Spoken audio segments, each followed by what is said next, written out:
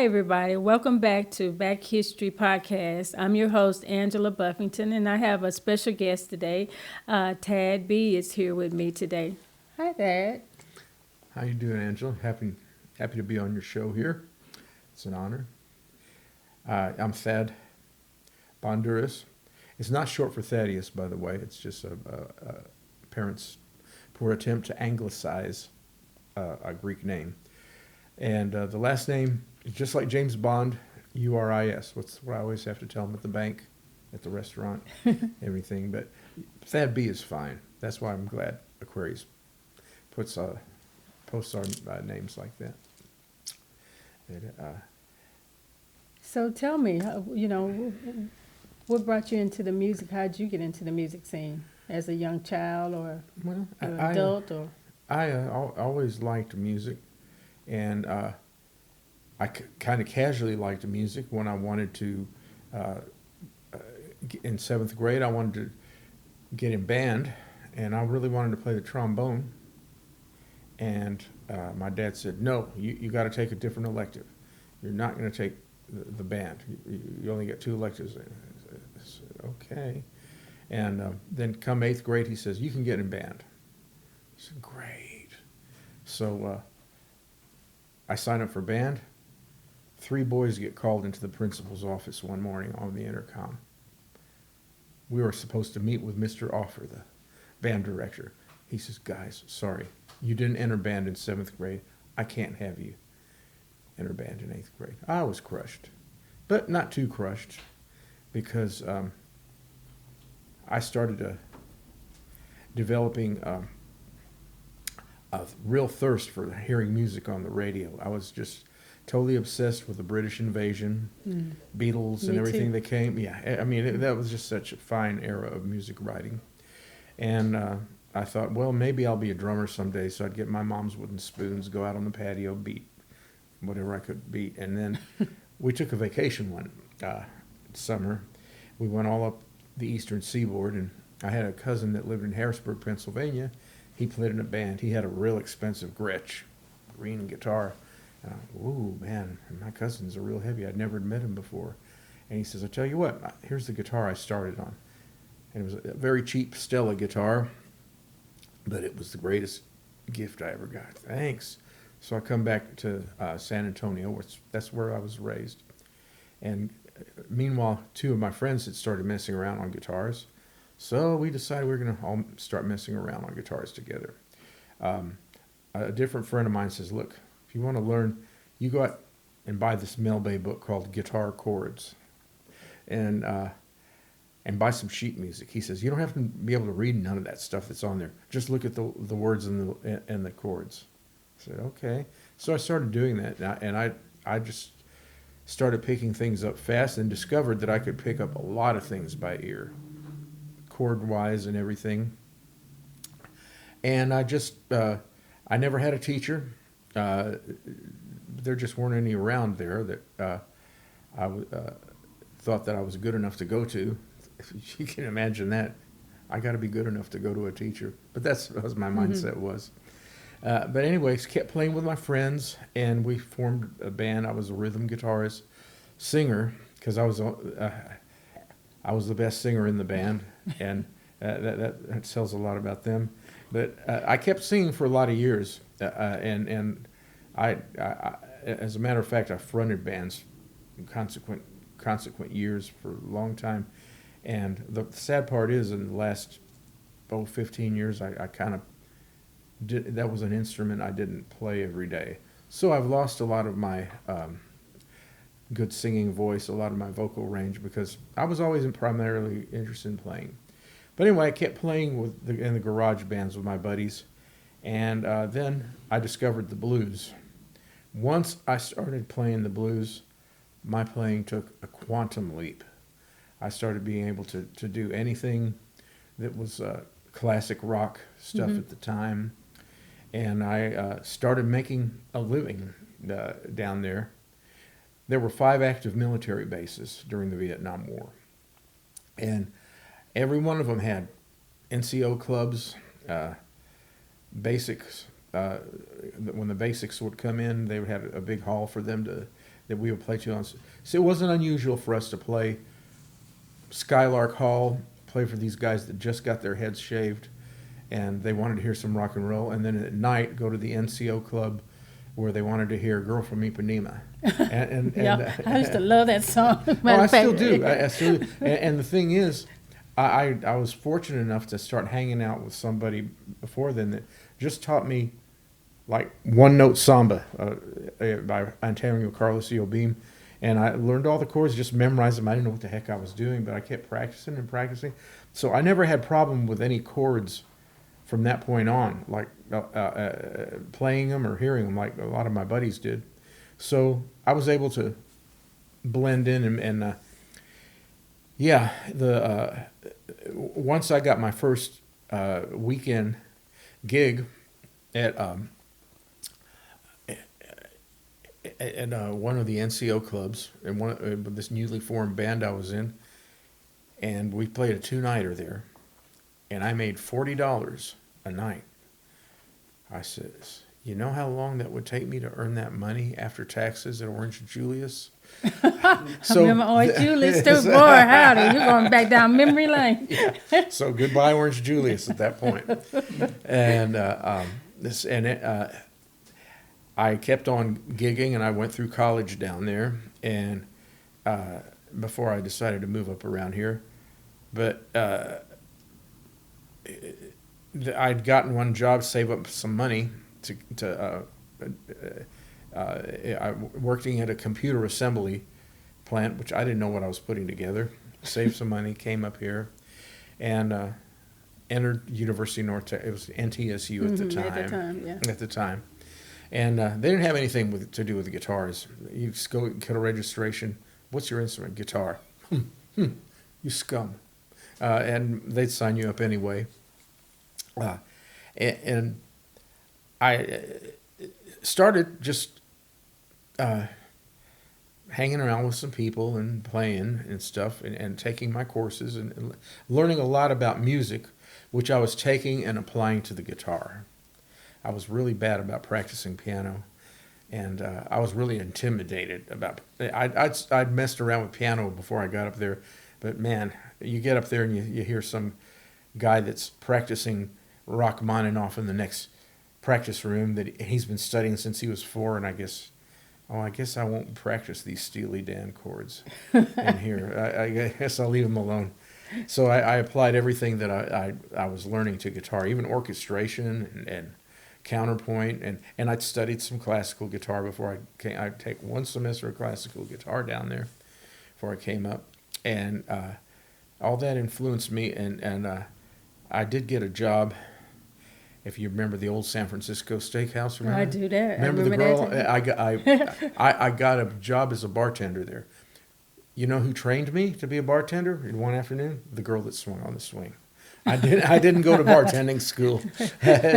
She taught me how to do it. And I worked there for about 6 months, and then I got a road gig with this traveling band from San Antonio. They came up and said, hey, why don't you go with us? So, and that was the last real job I've ever had. I'd say I've had a lifetime career in music. That's good, yeah. But it just kind of happened haplessly, kind of serendipitously, like by accident.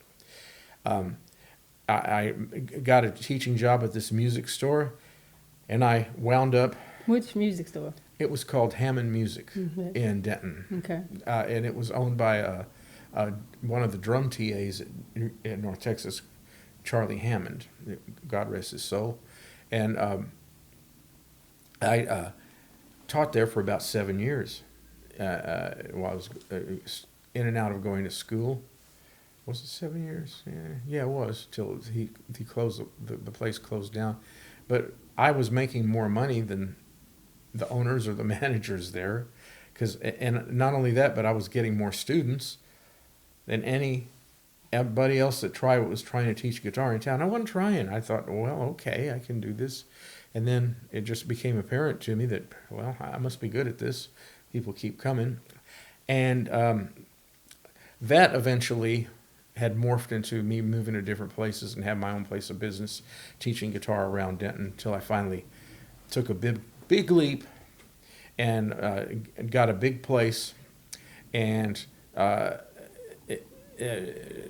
other teachers that were working for me, and but you take a big leap like that, sometimes you just go bankrupt. But still, even though I shut down my business and retired from it, I still to this day am getting calls from people I taught.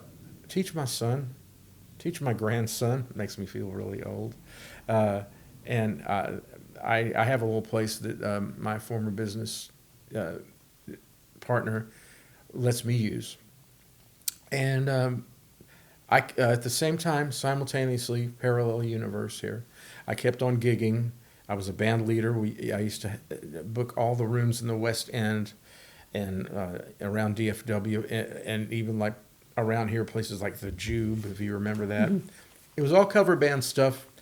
I never had the patience or the time to sit and write music, but I helped a lot of people with their songwriting, and because one thing I'm big on is structure. I'm a structure freak on the way a song is constructed, and every time one of those sessions was over, I go to myself, why can't you do that for yourself? Right. Yeah. And I just never do. I don't really have anything that I feel inspired to write about, but I've written some instrumental music that I don't know if anybody would want to hear or not, but I'm enjoying playing with different people, including the Aquarius All-Star Band. What attracted me to them was their repertoire of classic rock, that songs that I'd never got to play in other bands. Other bands always played the same stuff. I mean, I was never in a band that played a song by Blondie, for instance, exactly. And I thought, man, this is cool. So I used to go hang out and listen to them, and then when Aquarius tapped me to fill in a blank spot in the band, I took it up. I went, yeah, I'll do that, and been having fun with them ever since. And I'm enjoying semi-retirement, and I'm teaching probably more students than I need to be right now because I'm supposed to be retired, and gigging with a couple of other bands. Yeah, because I saw you play at the Denton Blues Festival. Yes, that was Lady Cass and the fellas. I'm a fella. Yeah, that's what I identify as. But we did pretty good there at a couple of concerts we did there, and we play around. She books all around Denton. Denton, not even Denton County. She stays within Denton and fills the room everywhere she goes. That's fun because it's a totally different side. And I had been playing and still play with Rodney Smith, who had a local Yoakum. We were a Dwight Yoakam tribute band. Been with him for 10 years, but those bookings started to fade. But he's pushing his original stuff.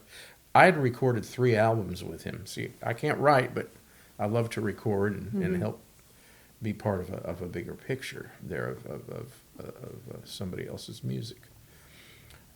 But that's pretty much my story and why I'm here.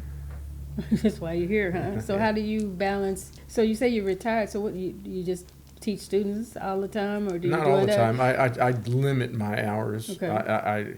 But come the beginning of this year, it's like I got so many calls that I had to push the outer limits of my schedule to fit these people in. But I take every other week off from the nice. teaching, yeah, and hopefully the dates of the gigs intersect in a comfortable way where my schedule doesn't get too cramped. But it's just my kids are grown. They're off. They have master's degrees. They're both married and have great careers, and they're down in San Antonio. And so it's just me and my wife, and we just and she's always been behind what I do. They say third time's a charm, and this was a charm. It's been 20 years that I've been with her. That is nice, yeah. And she's got no objection to what I do. She firmly believes in the spiritual side of music, and as a matter of fact, it was her that's drawn me closer to things like Bible study and things I just didn't do before. It's not that I didn't believe in them. It just, didn't take the time. But it's been very rewarding to worship. But Do you play at the church or any? I have played at a couple of churches, but there was one there she just didn't want to go to anymore. And I says, when are we going to go to another church? She says, well, there's a reason why we're not going to any other churches. Every 5 minutes, I got to keep elbowing you to wake up. Well, well, that's a good reason, I guess. Well, Yeah. Well, you just fall asleep? Yeah, but it's not that I'm not enjoying the service and feeling the nice vibe and feeling so relaxed. That's the problem. I get so relaxed. And a lot of times it is maybe because I did work till 3 in the morning. Right, exactly. But I don't do too much of that anymore. We do just a few gigs every now and then where it's that late. And but even if not, I just tend to, even when we go to a movie theater, she says the same thing. She says, if I sit down for a little while and be relaxed, I'm going to start conking out. So, hence, no church life for this boy. All I got to find it. I got to find me another Bible study group. So, because my teaching schedule started to tear into that. I can't do that anymore. With that, I'm glad to have you on my show. I'm glad you agreed to be on here. You have an interesting story. You know, it's amazing to hear all these backstories and how people, got to where they are now. And I really appreciate you being on my show. It's been And an you're honor. welcome to come back anytime. Well, thank you. It's been a great honor. Thank you so much. Thank you, everyone, for tuning in to Back History podcast. My special guest was Thad B. He's a wonderful guest, a wonderful human. I'm glad that he's on my show. And if you'd like to become a member of Trinity River Blues Society and come join our blues world, you can do that by going to trinityriverblues.org, or you can reach out to me at Angela at trinityriver.org. You can go onto our social media pages and you can DM us there. We would love to have you. We need volunteers, sponsorships.